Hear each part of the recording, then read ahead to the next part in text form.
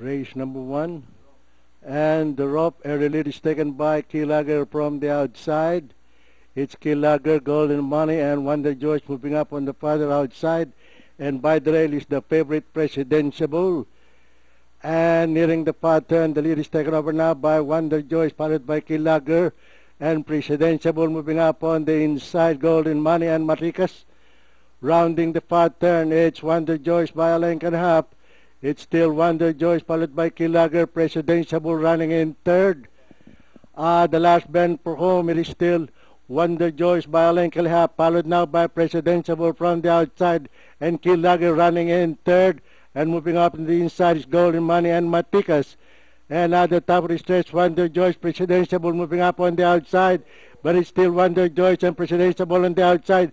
Presidential on the outside, Wonder Joyce by the rail. It's Wonder Joyce and Presidential fighting it out for the lead. It's Wonder Joyce and Presidential. And finally, at the pay-up line, it's Wonder Joyce, Presidential.